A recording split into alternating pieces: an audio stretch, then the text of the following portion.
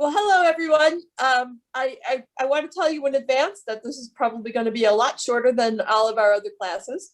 I know that's heartbreaking to all of you since it's such a nice day, and I'm sure you have nothing else that you would like to be doing at this time. I do want to talk to you about a couple of issues after our guest stars are done with their presentation. And then we will be out a little bit early today. So just so you can anticipate a little early freedom. Today I have with me two of my colleagues, two of the ladies who work in my office, who are very, very important to our operation. Hope Kyleman, who is our CFO, which is Chief Financial Officer. She's the one who gets me paid on a regular basis, so I think she's very, very, very important. And Eileen Gallagher, who is the one who gets you paid. She is the head of our voucher bureau, among other things that she does. And she is here to talk about vouchers today. We are going to talk about the fabulous DD7 system, which is our Defender data system, which you will start your career with. It's only been with us, what, 2 or 3 years, Hope? January 1st, 2018. Okay, so we've only been doing this for the last 3 years. Before that, it was all paper, my friends, paper, paper, paper. And when I started in this office 6 years ago, I'm about 5'5" on a good day. There were piles of paper as tall as me all over the office. And now we are down to no paper vouchers from a big push we did last year that almost killed poor Eileen, but we did actually finish it off. I think Hope is going to start talking about how you get on DD7 and how you work the program. If you have any questions about DD7 in the future, we also have with us another one of our important staff members, Diane Hensinski, who you will be spending a lot of time with. Wave tip. Thank you, Diane. Diane is our family court liaison. She's someone I suspect you will be having a lot of conversations with during the course of your career with the Assigned Counsel program, because she's our connection between the courts, you guys, and pretty much everybody else in the world, and me, and pretty much everybody else in the world.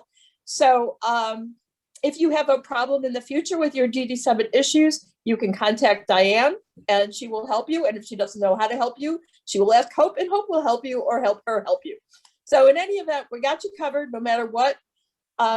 Even I can work the system. And I must tell you that that's the benchmark that I use for whether something is easy or not, because if I can make it work, you can all make it work. Trust me when I tell you.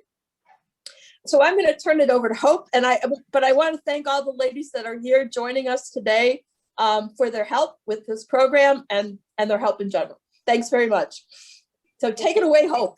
Okay, great. Thank you, everybody. I am going to share the screen. So I'm going to bring up some things first that I want you all to see.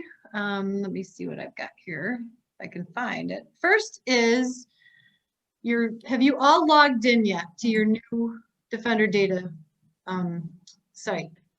If anyone has not, okay, I'm going to show you the login that you're going to receive. I just have to find it on my file here. Share. And so you're going to receive something. Can you all see that? Are you getting this on your share screen? It looks like an email that comes from support@JusticeWorks. You can unmute yourselves. You guys need to unmute because we can't hear you. Yes, I can see it. Yes, I can see it. So has everybody received these credentials? Yes. Okay. Yeah. Anybody? I have actually. Yeah, I see it. So you also needed to make sure you opened it up in a Chrome browser. Was everybody able to get on and open it up, download the website and then open it up? I don't think I received my credentials. Okay, who did not receive their credentials? If you could give me your name. I don't have the screen. I only have the shared screen, so I can't. Ashley Blowitz. Ashley, okay. I think I sent it to you. I will make sure we send it before the end of this. Okay. When Eileen is talking, I will send it over. After I'm done talking and Eileen starts talking, I'm going to handle the first part of the Defender data case system, and then Eileen is going to take over when it comes to the time entry and the vouchering process, so you can get paid as fast as possible after the case is over. Okay, so you're going to receive this login credentials. You're going to change your password once you get in there because they create these very difficult passwords. But your username is basically your first initial and your last name, and then the password that you create. As soon as you open it up for the first time, that's when you're going to change that password. Okay, so the next thing you're going to see when you open it up is the home screen, and the home screen is going to look like this. And what's important for you, probably most important, is when you see an alert for you to accept an assignment. It's going to look like this. The assignment request is going to look like this. This is going to be an email that comes to you, but you're also going to have it on your home screen. So if you're out and about somewhere and you have the email and you can't get to your computer to log in and accept that assignment, we want you to accept it as soon as possible. This is a criminal one, but it's going to look the same way on a family court matter. It's basically going to tell you the client's name, phone number, the court, Erie County Family Court, what judge it's going to be in front of, the next court date, things like that. So you have an idea. If you can't get to a place where you can accept that assignment through your computer or an iPad or something, you can always email our assignment person at assignments@assign.org and tell her, I can't get to the computer right now to accept it. I'm going to be accepting it. Otherwise, if it hangs out there for more than 24 hours, she might reassign it if it hasn't been accepted yet. So if you want to catch that assignment when you can. There's going to be a mobile app coming out. We've been promised this now for about a year. And then our developer got COVID because it was supposed to come out in the late fall. He has now got, he's got everything ready to go. So I assume that the platform for our mobile app that you'll be able to use on your phone is coming very, very shortly. And I can say that with a lot more confidence than I did last year at this time. We've been waiting for the mobile app. So you can be in court and you'll be able to accept these on your home screen of a mobile app very shortly on your phone, which is what we've really been waiting for the attorneys. It's much easier than having them have to go back to their computer and catch that assignment, or look at the vouchers, or look at their time, or look at their next hearing and things like that. It'll all be on our mobile app when we get the mobile app. Okay, so I'm going to go back to the actual case system, and I'm going to go into a case. So what's going to happen is when you get that assignment, let me go back to that. When you get that assignment, it's going to tell you about it. You need to go to your home page. I don't have an assignment here waiting, so I can't explain exactly what's going to happen, but on the home page, right about here, you're going to see assignment, accept or reject. And there's where you're going to click the accept so you can accept that. And then you're going to see it in your open cases. After you've accepted an assignment, it's going to be over here with your open cases. So let's click on this open case that you've just accepted. It's taking a few minutes. And this is what the case tab home screen is going to look like to you. You're going to see, once you've accepted it, you're going to see your name here as the attorney. You're going to see the dates that it was referred, if there was an arraignment, the court, the docket number, the judge. You're going to see your information as the attorney. So you want to make sure your information is correct here. And then down here, you're going to see the name of your client, pertinent information like birth date, things like that. If they're in custody, that's not going to happen as much in family court with custody situations. Then their address information and their phone information. As soon as you're assigned a case, we have, the client is going to get an email and a text now, a phone text, giving them your information, giving them the office phone number that you've given us to give to them, and your address and email. So if there's ever a time where you see an address up here and it's not the one that you want your clients to have, please notify me right away and I can change that to be the correct address and phone number. Okay, so you'll see right here the charges. We're going to go to another charge tab in a minute, but it just kind of gives you an idea of what that charge is or petition. And then over here is going to be case information. If you have an investigator or a social worker or a legal writer or someone like that involved with this case with you, there's going to be case information added to that screen right there. And then I'm having trouble because there's also your closing information. When you close the case, and Eileen's going to go through that with you, you're going to need dates that it was closed, that disposed, the judge that it was seen in front of or heard in front of, and the court. Most likely, it's for you, it's going to be Erie County Family Court. That's information that you're going to need to have before you can submit a voucher. The next tab is the petition, and that's basically telling you what the petition is about, the date that it was filed, the petition number, the role of the client that you have. So it's a lot of the times it's the respondent, sometimes it's the petitioner. And then when the case is ending, you're going to be putting in the status date. You're going to see a drop down here, and you're going to see all sorts of different things that you can put in for how it closed. And then the date. Next tab is a calendar. This is where you keep your information. Normally the people that are doing intake will put your first hearing on there, but this is where you can keep your dates for your calendar for this case. And that way, when you go back to your home screen, you're going to see your schedule here showing us or showing you that you have this coming up in a court date, this coming up. So it is a tickler system for you to use for your benefit. We in the administrative, in our office, we do not see, we don't have a schedule that says this attorney's here, this attorney's there, unless we actually went into the case and we saw the person had put in time or that scheduling on their calendar.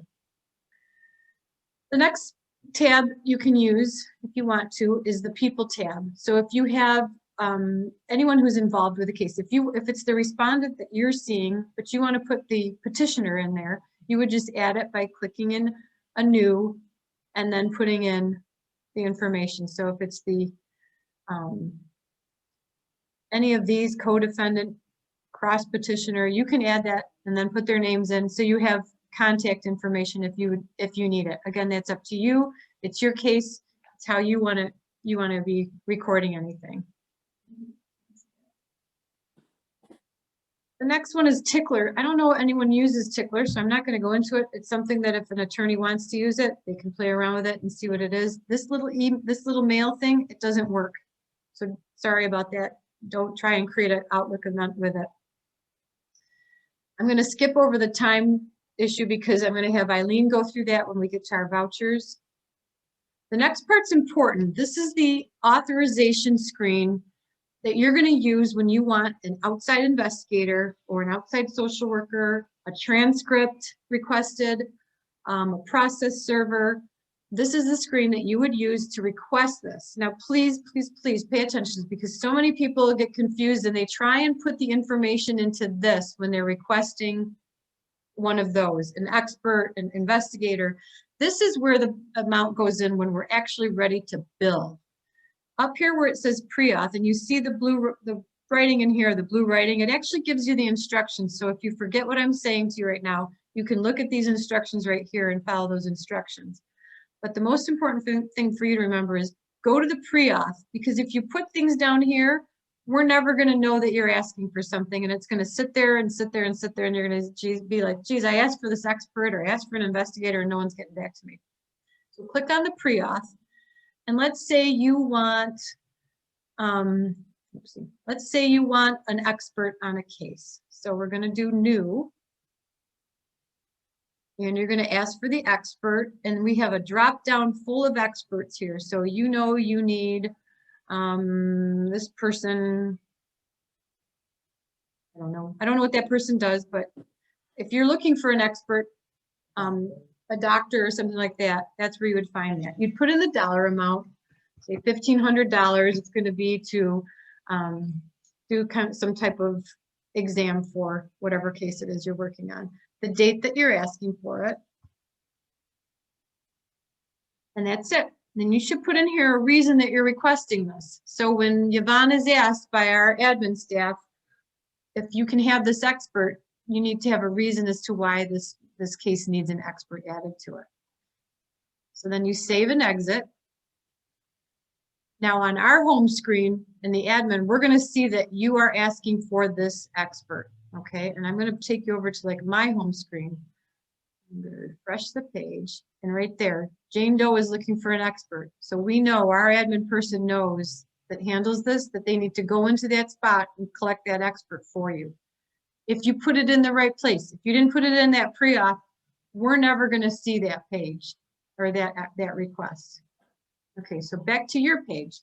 So after that request has been done, say it's for an expert or an investigator, you're going to receive a document in your document folder. We're going to go in on our end and we're going to create a document for that expert after it's been approved. And you'll see it hanging out here then after it's been approved. And you're going to print that stuff out for the investigator or the expert. And there's going to be signatures that you need to put on there approving that coming from you as the attorney. Sometimes it asks for the judge to approve it. And then you're going to send it to the expert that's been asked for it. And all their information are on those forms that you're going to be seeing, okay? Now that since we're in the document folder, there's things in here that you can use. All of this stuff in here that you see, it's confidential to you. We do not have this. This account that I've pulled up, it's just a John Doe attorney account. We don't see the same things that you do. It's all confidential. So anything that you're putting in these folders, we will not see. This is for you to use. Now there's an exception to this. You have a social worker that's designated to your program, Tiffany Stein. She can put things in this folder that's confidential that you and she can share regarding the case. So you can feel confident that it's only going to be the two of you seeing it. She's the only one that has rights to that folder with you. The folder above of that is for our in-house investigators when it's a criminal case. So you're not going to have to worry about that confidential folder above that. But everything else that you're putting in here, we will not see. So if you say, well, I put something in this, I attached it to my voucher docs, we won't see it because that's confidential. And Eileen's going to go over where you need to put those attachments in a minute. Okay. Are there any questions so far? I forgot to ask that. Anything yet that's come up? Okay. Let me go back to notes. Now, this is also something that where you can communicate with us in a note, or we can communicate with you to create a note to ask you questions. Eileen will do it when there's a question on the voucher. Our director of the program, Michelle, will do it when there's a question on the voucher, or if there's a question on the assignment or anything like that, or when a social worker might want to correspond to you, she's going to do it through notes, or if you want to do it to us.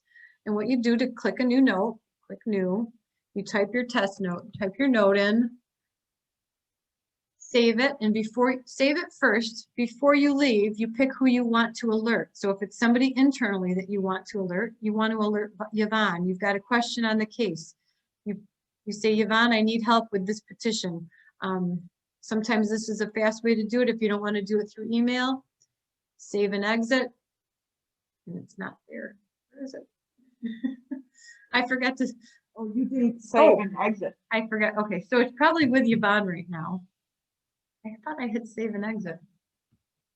Oh, I didn't think you did. let me do test again. Test. Yeah. Save. Alert. That's it. I thought I did. Maybe it doesn't save on their page. Save it. And then save and exit. Let me save and exit. Oh, there it is. It just says test. It was there. Oh, was there? Yeah. Sorry. Okay. Any questions on doing a note? Okay, when we send you notes, you're going to get an alert on your home screen. When we send you a note through the case, you're going to get an alert right here on your home screen. So you're going to want to go to that alert.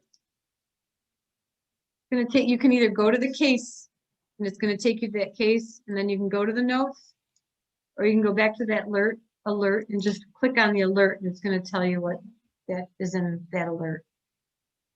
And you might get a few of them. You might get the most from Eileen Well, when there's questions on a voucher. And those are really important to get back to her about, because the faster those questions are cleared up, the faster you're going to get paid. If it gets held up, and it gets held up after a month, it's going to go into the next cycle. So try and respond to those emails or those alerts as quick as you can. I'm going to turn it over to Eileen if anybody has any questions for me otherwise. I just have a quick question. So if I'm working from home right now and I really don't want clients to see my home address, can I have no address? I mean, what do you think? What do we do in that case, Yvonne, when you Or don't can I have, use like the assigned counsel office address? You can't use our address because things can't be sent here. You have to have an address that is listed with the appellate division. That's a requirement of them. But on our application, when you recertify or when you initially certify, you can indicate that you have an address or information that you don't want to be provided to the client and get a post office box for the client. And that's what Okay. we have. Yeah, We have attorneys that have post office boxes for that Right. purpose. The appellate division will require that you have a valid address that you provide to them. And Okay. you provide your valid address to us as well, because we need to be able to get in touch with you. But Mhm. on the research application or the original certification, you can put down an address and say, I don't want the clients to know about this, and just have a PO box for your clients. Okay. can I ask about the kind of the same thing for cell phone numbers? Yeah, I, Same thing for cell phone numbers. because, and so I need to know how to update that. The cell phone number that I see listed is not correct. It's my personal cell versus my work cell. Yeah, I so don't if believe, I don't know if it was there before.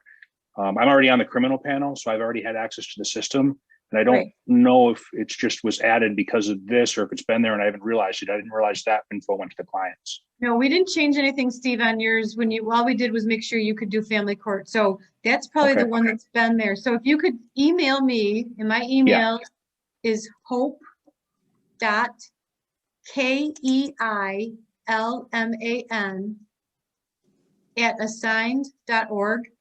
And I'll make Okay. sure that gets changed right away. And just say, this is the number I would like for my office number to show up.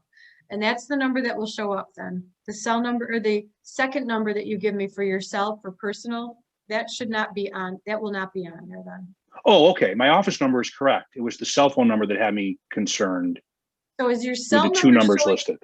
Okay, so I'm just gonna go to a case. Yeah, sorry, everybody. Yeah, I can just email you this. Okay. We can do this. I don't need to, I apologize. We don't need to take everybody else's time for this.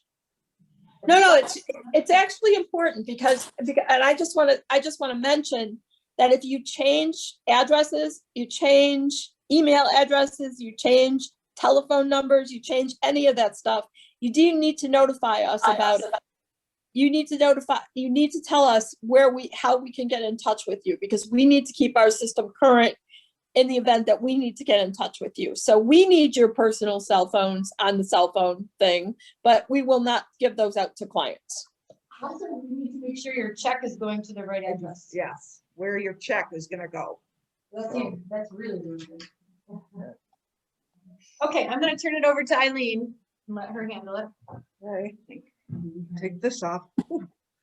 Okay, when you're finished with your case and you want to start to bill, go to ending. Let me go. Okay, what's happening here? Hold.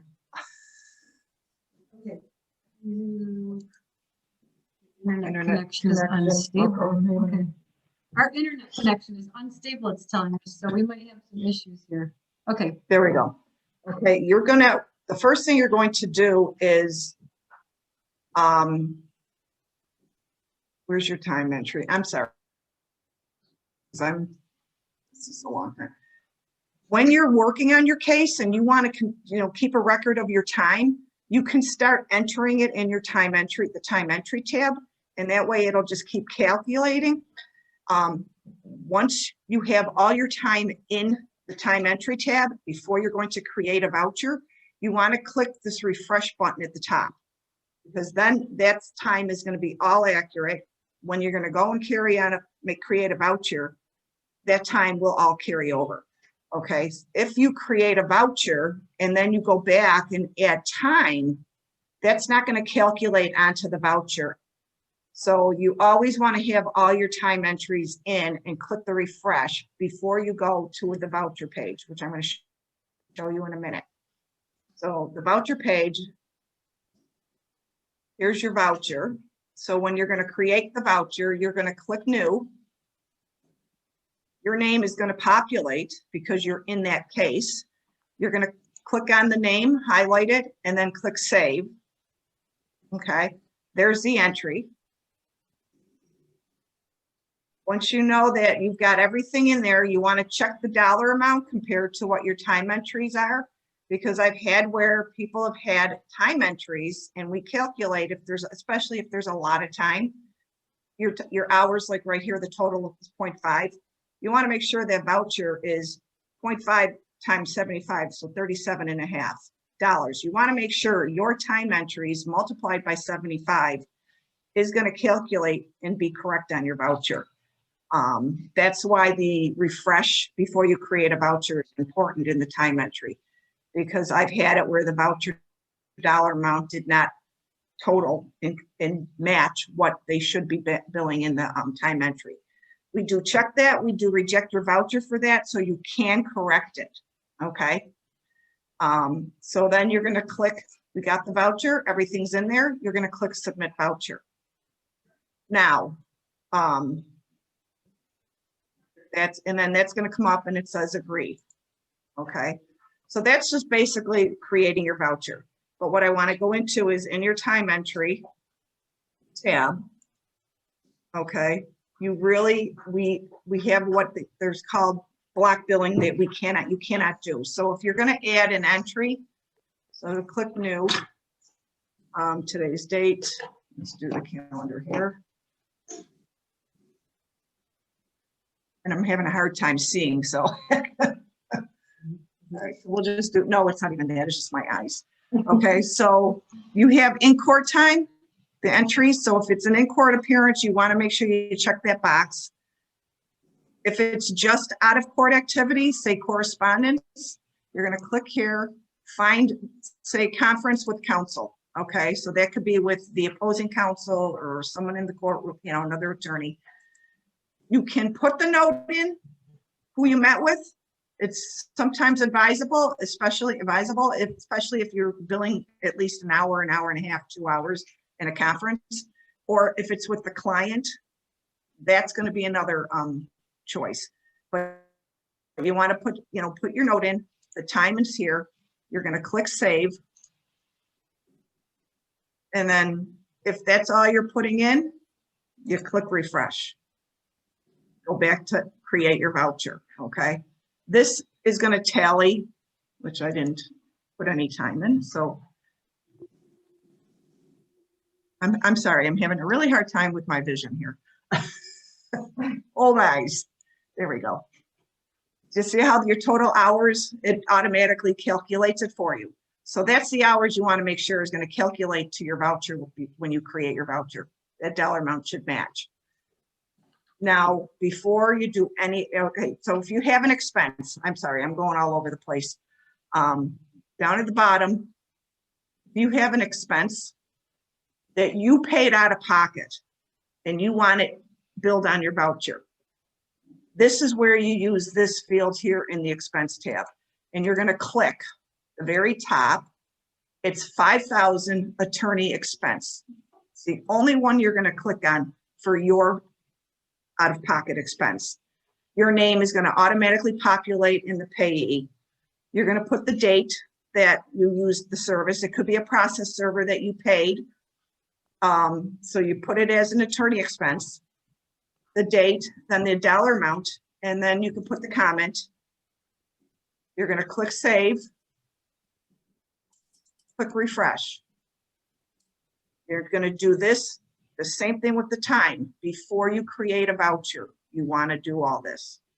That's going to carry over onto the voucher once you go into the voucher page and create the voucher. It's already created here, so it's not going to go on. So you have to do it before you create a voucher. Now, once you do this and you have the expense added and you're going to create the voucher, you create your voucher, you need to attach the invoice, which is the box up here is voucher attachments. This is where you're going to scan it into your computer. You're going to attach it. We don't have anything right here, I don't think. No, we don't. And then you're going to attach it and it's going to automatically show up in your expense. You need to do that after you create the voucher, but before you submit it. Okay, So there's some things that you need to do before you create the voucher. The invoice itself, you're going to create the voucher first and then submit it after you have your attached invoice. Does that make sense to people? I'm probably going all over the place. Anybody? So if anyone has any questions on that, you want to ask me right now on the time or just creating a voucher, just Just a let quick me know. question. Do you have to Okay. like save and refresh after each entry you put in, or can you do multiple entries and then do the save and refresh? Yeah, no, you could do multiple, and then just refresh it. My biggest thing with the refresh is that you just make sure that you refresh it before you go to create the voucher. Because once you've created the voucher, it will not allow anything else to go onto the voucher page until you click that refresh button. So you could have some entries that didn't calculate onto the voucher page. That's why we do look at the voucher dollar amount, and we also make sure that the time is calculating correctly, so your voucher is correct. So we do check that too. So you're never gonna get a voucher and say, oh, I billed this many hours, but my voucher's only for, $337.50, but it should be 400. We double check that. It's myself and Lucy. You'll get alerts also from, or tasks from Lucy Taft. She also reviews the vouchers. So, we don't, in the old days, we didn't correct math errors if they were to the program's favor. So that, you could have lost a lot of money. Remember, Yvonne? Yeah, paper vouchers. If Absolutely. you made a math error, that's on you, not on us. This, we do not. We correct the dollar amount. We want you to get what you billed. So, so we do double check that.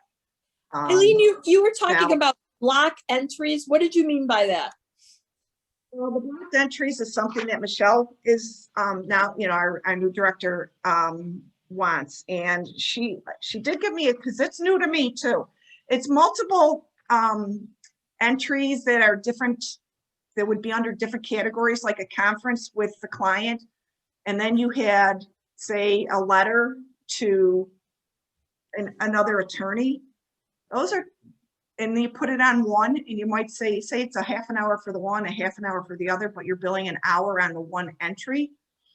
That's considered block billing. She wants, so it would be an correspondence to the client would be your mail, and then a phone call. There's telephone conferences. So here's the time entry page. Like I have here, conference with counsel. So you don't have to describe conference with counsel or conference with the client. A lot of people put down their notes, especially if it's going to be a lot of time, but let's see. So if I put in, you read these things. Okay. Correspondence with client. I know it's brutal. It's just my eyes. Oops.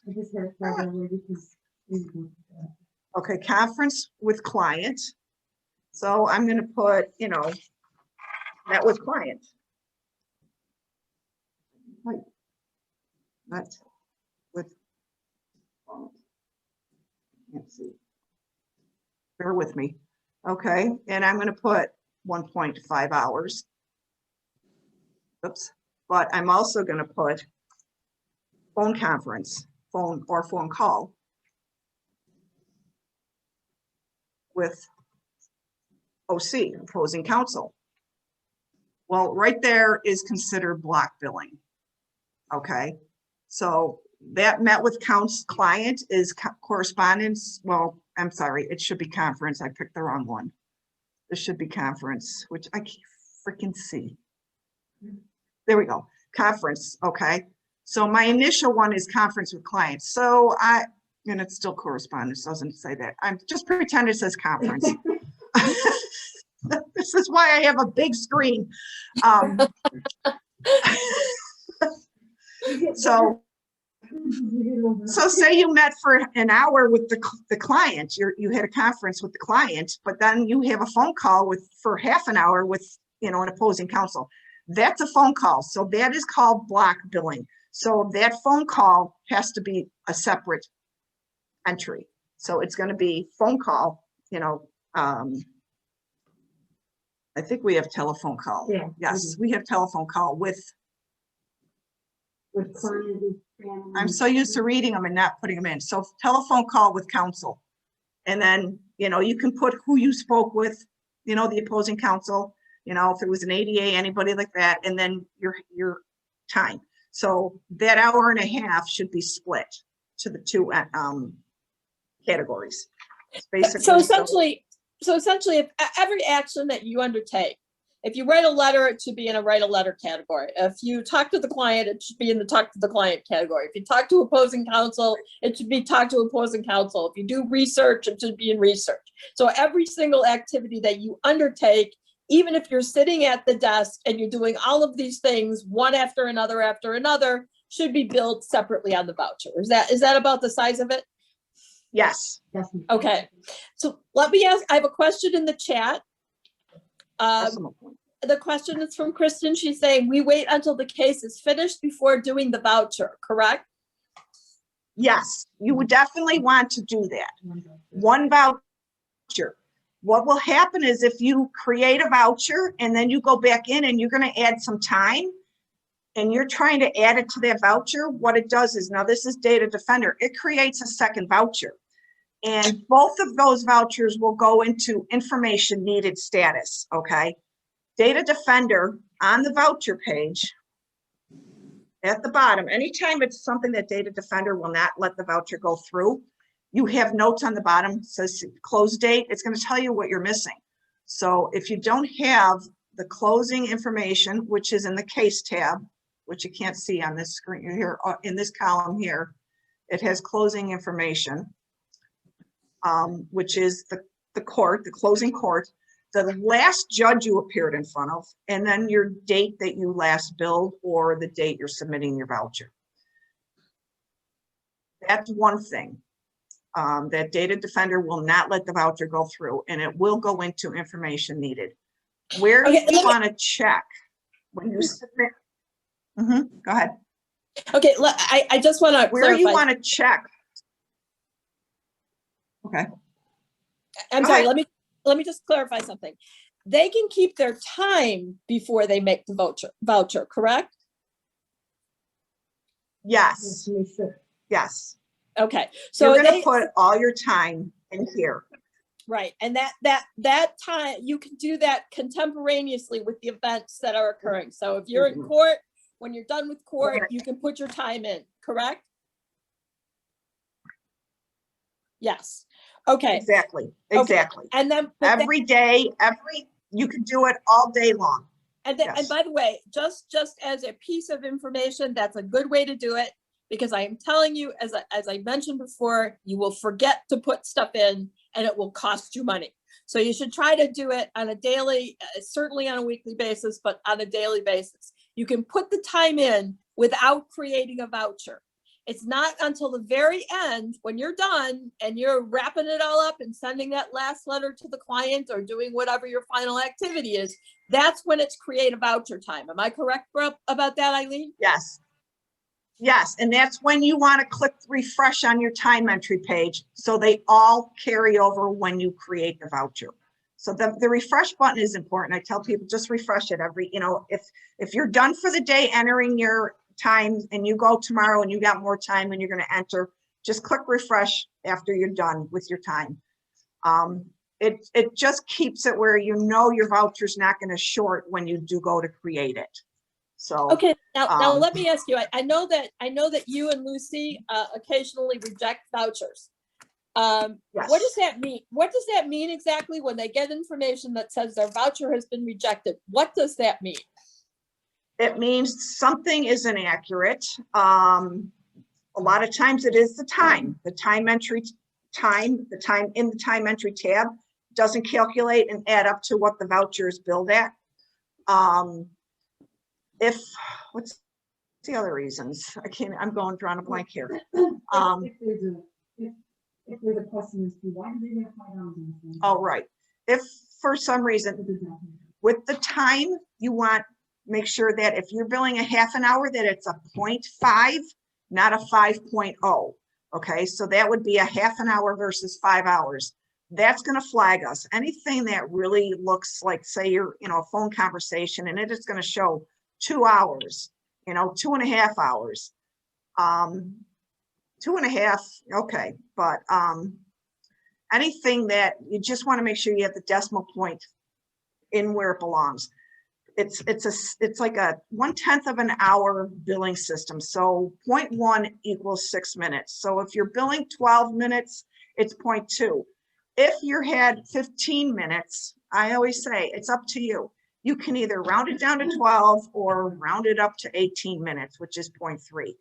There's no time that you can put in for just 15 minutes. So, it's up to your discretion, as long as it's not crazy. And if I see 3 hours, even in a conference, I may question the 3 hours to make sure that it wasn't supposed to be 0.3.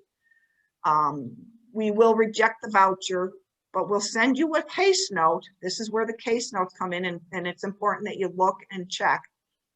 We will send you a case note, usually an alert or a task, and just question, okay, on such and such date, on 2/24, you billed 4 hours in a conversation, phone call with the client.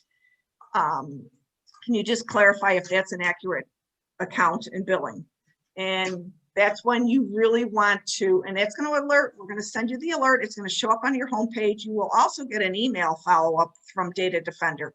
So there's always, a way to see it. If you don't have your computer and you have an email, it'll pop up. But you want to respond immediately.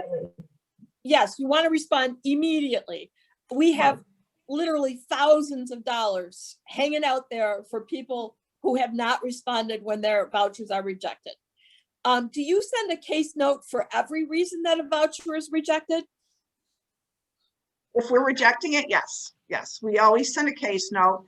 You're going to also see it on the voucher page where it says it will show you the voucher was rejected by who. And we put a note in, rejected, please see case notes for further information. Because there are some things we don't want, the judges, anybody can see the case notes or the voucher notes, but they can't see the case notes. So that's for between, the attorney and the assigned counsel. The judge will, from time to time, also reject Right.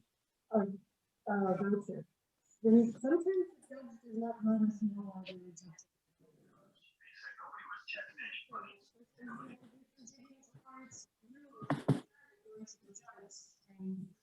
I'm sorry, I can't hear what's being said. I don't know who's talking. Sometimes the judge rejects a voucher.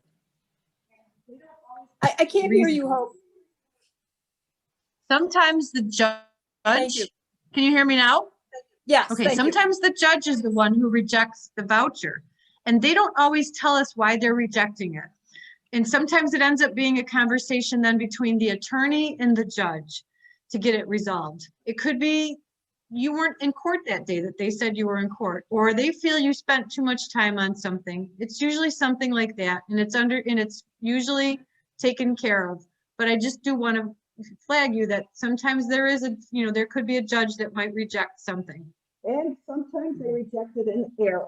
Yes. So if this is where you want to look, this is the important too, is where on the voucher page, you don't look down here and say, oh, it's submitted. I submitted the voucher, it went through. You want to look up here at status.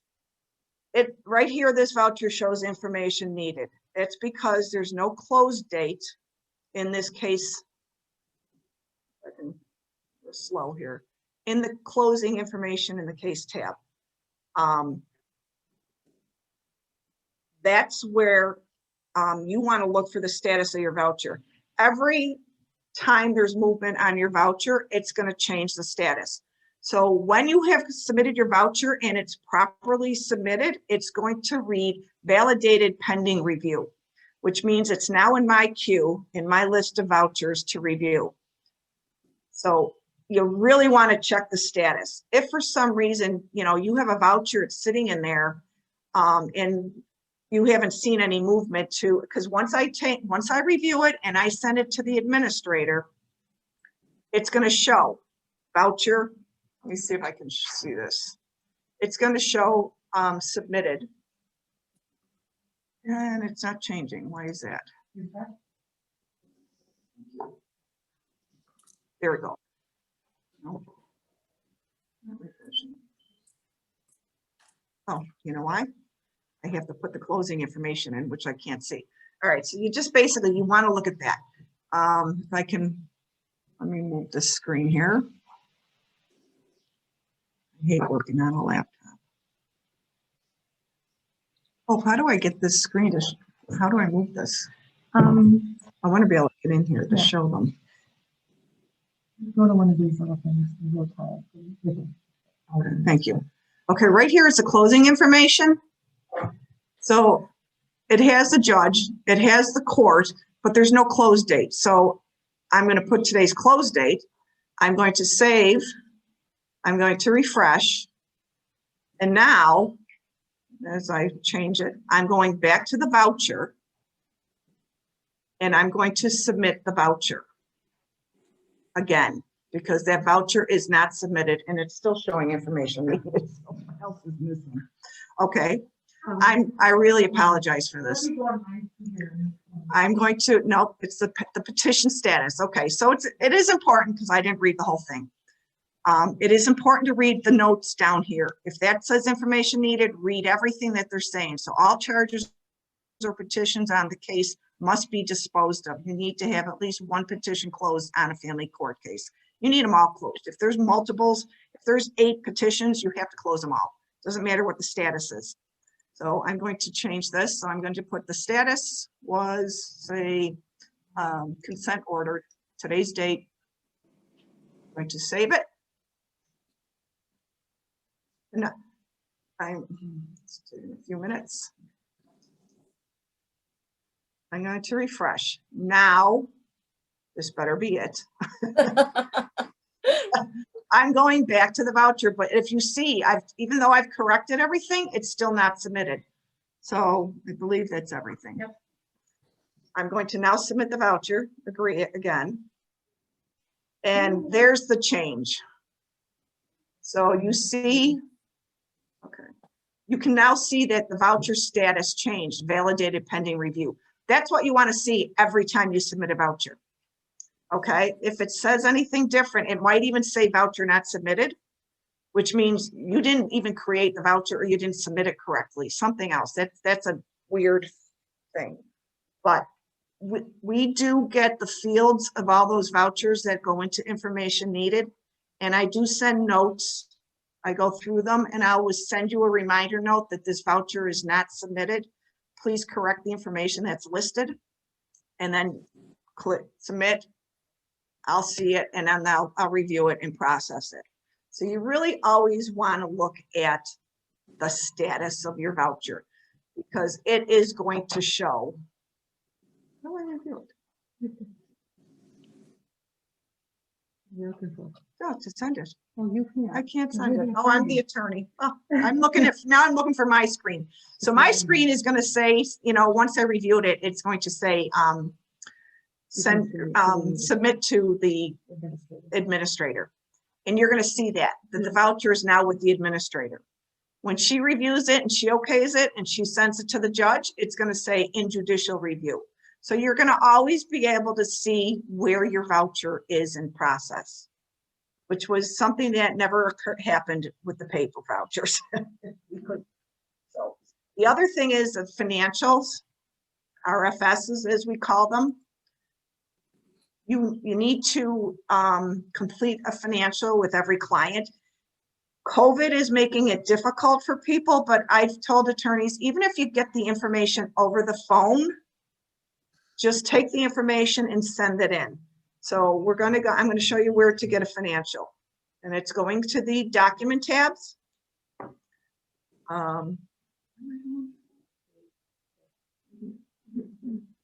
Okay.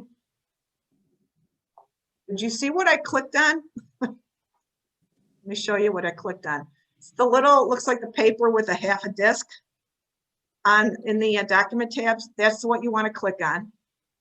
It's ACP forms. And then the confidential RFS for family, you don't want the blank one. You're going to click on this. There's a save button down here. Select. It's there. So you just, now you, And now it's here. you can view it. And you can view it, and it's going to have the client's information, the name, their date of birth. Oh, no, it doesn't. Oh, doesn't. that's Yeah. family court. No, So you it have the doesn't. name of Okay. the petition. No, and the name, and the, yeah. Yes, but I'm the date of Oh, birth. no, The other yeah. ones come up with the date of birth and all that. So you need to complete this. You can print it out and complete it. And then once you do that, and you have it completed and it's filled in.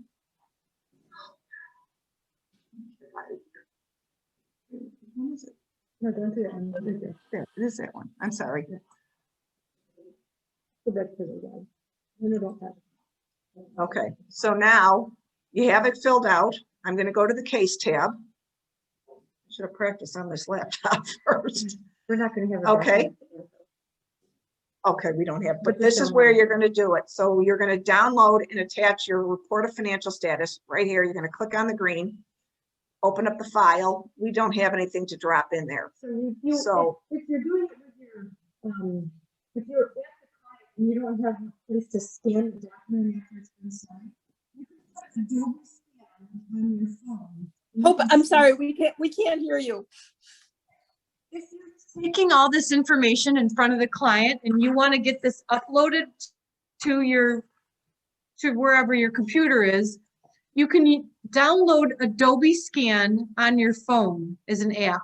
You can take a picture of it then with the Adobe Scan app, so it comes in as a PDF. Because if you take a picture of it as a JPEG, the whole thing will not appear, and the person that reviews all the financials will only get a portion of that financial statement. Okay, so it's important that you're sending a PDF, not a JPEG, Right. of the image of that financial statement. So if you have a scanner, printer, fine, do it that way. But if you do use your phone, make sure you're downloading something that it can be put into a PDF form. And Adobe Scan is really easy and it's free. And because the financial is important, we have to have, we'd like to have some information because we really don't have the information from the client most times now. But if there's an issue with the financial, the RF that you scanned in, Yvonne Banks is a person that reviews them all. So you could get a note from her that she needs something, or only one page showed up instead of two because, well, never mind, that's criminal. Criminal is different financials. But if there's anything missing, she may ask, do you have anything, do you have any income or whatever for the client? Do you know how this person was supported? It's not as, with the COVID, it's everybody is going to be eligible, but if it's ever over, she will ask for information if we need it. And get it as soon as you can.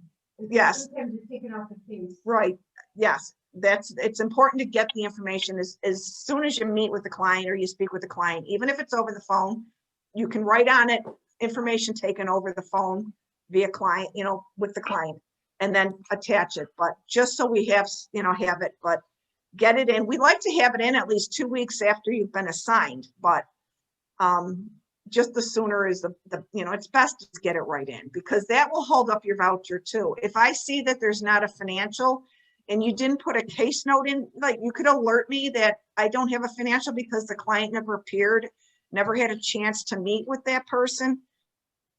And if you send me a case note or, an alert to let me know ahead of time, it's not going to hold up your voucher. But if I don't have a note and I see there's no financial, I am going to have to send you guys a note and ask, did you complete an RFS? Please let me know ASAP. We just need to know, but it will stop your voucher until I get a response. So that's it. It's really important to respond as soon as you can. Because we process, we get the Excuse me. notes. Mm-hmm. I just want to add something. We're not in person right now, so you're going to be getting stuff over the phone. You're going to be getting stuff however you're getting the information and providing as much as you can to us and signing on the bottom. Basically, COVID couldn't get the client to sign, sort of thing. In the Yes. future, when we go back to reality, and it looks like that's actually going to happen, which I was kind of wondering about for a while, but it looks like someday we're actually going back to reality.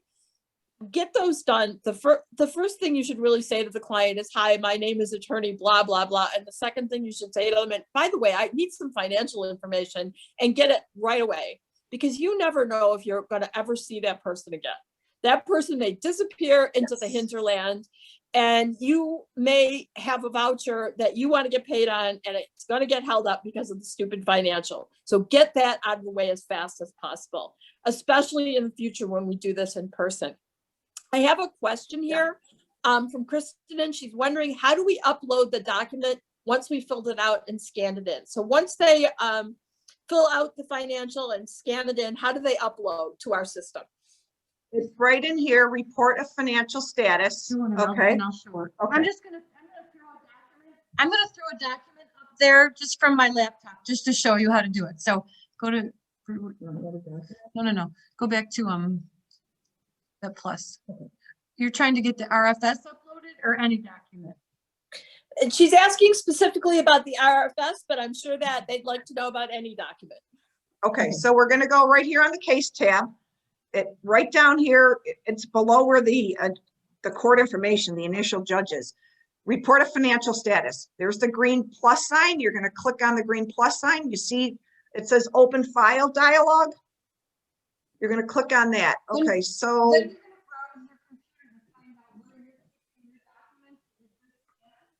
I'm sorry, Hope, we can't hear you.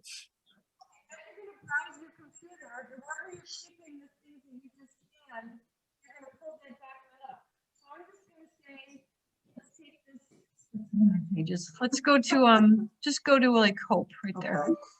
I'm sorry. Go to PC, go to this PC. So you're going to find your documents that you've been scanning things to. Go to weekly summary. And then just pick today's. Right there. And open. So it's going to appear what you just picked. Right, so then And we're on gonna the tabs, click on attached, and there it is. I'm gonna X out, and you're gonna slowly see it attach. Just slowly, there you go. And it's gonna be right there. So that's gonna be one of the first things I look at before I process your voucher. I wanna make sure that there's something in there. If you do give me a case note saying that I had no opportunity, that'll be okay. But even if you just did a financial and just said client never showed, no information, not available, and scan that, that's still going to be satisfactory. But it's best to have something in there before you submit in, your voucher, because we need to know if you were able to get one. It's going to come down to, we need it for auditing especially, and it's going to come down to, once this COVID is over with, we're not going to be able to process a voucher without one. So it's best to just get in the habit of trying to get them done. And like I said, even over the phone, as long as you just say it's taken over the phone, the client can't sign it because you can't, have in person, especially, if there's somebody's incarcerated, you're not going to get a signature, but just give us something. Does anybody else have any other questions? And if it's a lot of information, and I always say, once you do one voucher, it gets you into, you kind of see how really easy it is. But if you ever have any problems, you can call me. I will call you back, and I can walk you through doing a voucher over the phone. So, I'm always accessible. There's no, unless I'm on vacation, without my laptop, which is probably never going to happen. I'm always available, to help you out. So, don't ever hesitate to call. We do want to get you paid for the work that you're doing. And we hate to have these vouchers hanging around. And we used to have drawers of them before we got rid of the paper, for situations where people did not correct what were simple mistakes that could have gotten them paid. Hundreds and hundreds of dollars are hanging around out there that are just waiting for some silly thing like a date to be included. So please don't be one of those people that Eileen comes in and complains to me about. Can you believe how many vouchers she has waiting? Don't be one of those people. No, I'll just say, I can't believe I sent 4 notes and I've still not gotten a response, but this person is asking me why they aren't paid. So I have, so I do, like I said, if your voucher goes into information needed, you will eventually get me a note from me, but that's why it's so important to look at your voucher status. You want to make sure that that voucher went through that Data Defender, because I might not see it right away that Data Defender kicked it out. So you'll want to make sure, just always check that status. That's going to show you, and it's going to even show you when the judge approved it for payment. And we pay every month, the first Friday of the month, we pay without, unless there's a holiday, but it's every month we pay the first Friday. So if you Which is didn't really get a nice. check and Because But that's if you not the didn't way it get used to be, is it? no, oh my gosh, I didn't know when they were going to pay them. I didn't know, Right. Yes. Yep. Yep. No, I would be told, no, we're not doing it this week. Yes. So, it's, yeah, I appreciate Hope with the hard work she does and just keeping it where we're paying every month at the same time every month. So you can always rely on, if you see that you have a voucher that the judge approved, say it's today and we're going to pay checks. We're going to run checks next week. That'll get paid. You will know that. So, but it's like I said, if anybody has any questions, don't ever hesitate to call. Even if I'm working at home, I get my voicemails on my email at home. So I will call you back on my cell phone. So just, don't hesitate ever. I hope I haven't confused you too much, but like I said, anything, just call. It's once you start doing a couple, it just becomes so easy and just, natural to just, oh, I have to do this first. But just, I try to tell attorneys, I've had attorneys that say, well, why haven't I got paid? It's like, well, your vouchers and information needed, you haven't fixed it yet, even though I have sent multiple notes. That's why it's important to look at the status. You submit your voucher and that says information needed, go down here and look at Data Defender notes and say, what do I need? Oh, I didn't put the status of the petition in. You will still need to click submit. I have attorneys that tell me I fixed it, and I'll go in and I'll look and it's like, but you didn't click submit voucher. This might show submitted here, but it's not showing submitted up here. So that's what you want to really make sure you do. So if there's any other questions or. Well, first of all, I want to thank you very much. I actually learned a lot today. Thank you. Sadly, I learned a lot today. I want to thank both Hope and Eileen for being so kind to help us with this. And I just want to say that all of our staff, including Hope, Eileen, Diane, all of us, we want you to get paid. We want to work with you in any way possible. So please don't hesitate to call me, to call Diane, to call Eileen, to call Hope. Everybody's nice. Everybody called you back. Everybody tries to help as much as they can. And if we don't know the answer to the question, then we find somebody who does know the answer to the question. So we're really here to support you as much as possible. And I know for a fact that both of these ladies do a wonderful job doing that. So I want to thank them very much for being a part of this. Thank you. Thank you. Thank you. And everybody, it's nice meeting you Again, again. for meeting, yes. Feel free to call us anytime. Hopefully Thank we'll you. be able to meet in person sometime. I hope so too. Thank you. Have a good I have a couple of things in the chat I want to talk about. You won't do the research yet. You will do it for January 1st of 2022. But I want to just double check on what's confidential and what's not confidential in terms of the information that we provide to the clients. I just want to double check on that before I make any statements to you. So that's something we'll talk about the next time. I know that on the research application, you can ask for things to be confidential. I don't know about currently. So I will check on that. Number one. Number two, Mayada, I'm sorry, we do not do interim billing except in Article 10 cases, which take not only months, but sometimes years. So even if your case lasts a long time, you can't submit until you're actually, I'm sorry, you can't see my face. You can't submit until you're actually done. In an Article 10 case, which none of you guys, at least most of you won't be handling anytime soon, we do allow for some interim billing, but people may choose not to do that. I never did any interim billing. I just waited till the case is over with and submitted my big fat bill, so I got paid a big fat fee instead of just getting a little bit along the line. Okay. Diane, if you want to go, we're good. I'm just going to talk about some general stuff, and thanks for Okay, being on. again, anybody you need anything, most of you already have my cell number. You have my office number. Feel free anytime. Thanks very much. Okay. Thanks for being here Okay, today. take care. Bye, everyone. Can I Okay. ask sorry. Go ahead. I just had a question about the vouchers. If it runs, like if your time billed runs into the next year before you get paid, how does that work for like taxes? Like, let's say next year you get a big fat check, but it was really for work you did the prior year. Does it matter? Or? No, big fat check gets paid that year. So, Okay. you want to, and sometimes, and folks do actually, when they get into a situation where they're doing very well in terms of the assigned counsel program, sometimes do not submit vouchers until the following year. So, let's Is say there- 2021, let's say you're doing Article 10 work, and sometimes those vouchers can run into $10,000. So let's say in 2021, you've kind of calculated what you're going to make from assigned counsel, and you're thinking, I really don't need to add to that number right now. I'll hang on to this and wait for 2022. I know people do that. Okay. Is there a limit to how long you can wait before it expires or something?